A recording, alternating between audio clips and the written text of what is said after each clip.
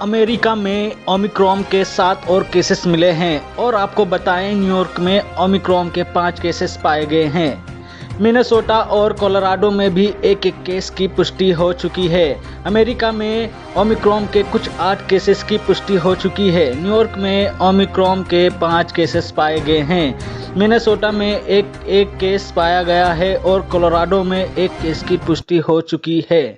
कुल मिलाकर ओमिक्रॉन के अब तक अगर हम केसेस की बात करें तो कुल संख्या आज तक जा पहुंची है। और इस बीच नेपाल ने 9 देशों पर यात्रा प्रतिबंध लगा दिया है।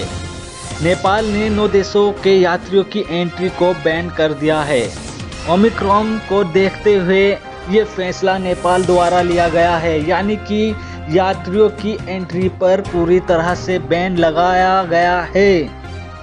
पहले कैलिफोर्निया, फिर मिनेसोटा और अब कोलोराडो अमेरिका में कोरोना के नए वेरिएंट ओमिक्रॉन के 3 केस मिल चुके हैं। डर का आलम यह है कि अमेरिका ने सख्त नियम लागू कर दिए हैं।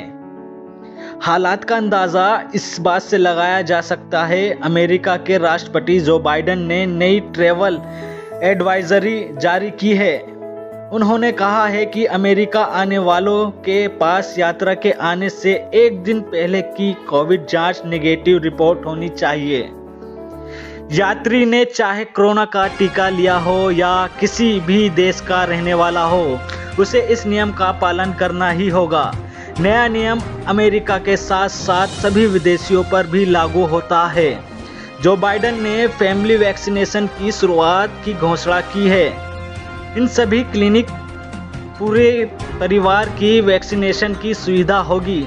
इसके साथ ही गेस्टों के लिए बूस्टर और बच्चों के लिए भी सुविधा होगी। उधर ब्रिटेन और साउथ अफ्रीका में कोरोना के केसेस सामने आए हैं। ब्रिटेन में एक ही दिन में 53,945 केसेस सामने आए हैं।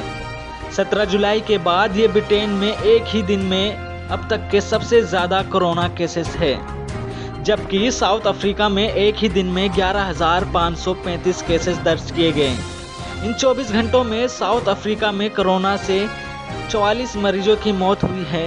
आंकड़ों के अनुसार ब्रिटेन में 2.8% की रफ्तार से केसेस सामने आ रहे हैं। लेकिन राहत की बात यह है कि कोरोना से होने वाली मौतों के आंकड़ों में 3% की गिरावट हुई है।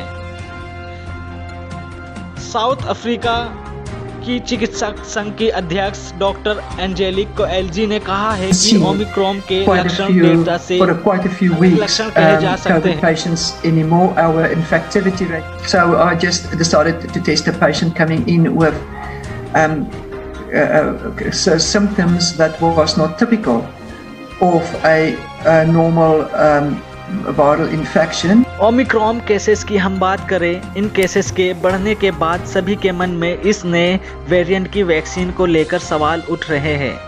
हर कोई ओमिक्रॉन से बचने के लिए कवच का इंतज़ार कर रहा है। कोरोना वैक्सीन बनाने वाली अमेरिकी कंपनी नोवावैक्स का कहना है कि जनवरी 2022 ओमिक्रॉन वेरिएंट से लड़ने के लिए टीके कमर्शियल मैन्युफैक्चरिंग शुरू हो सकती है।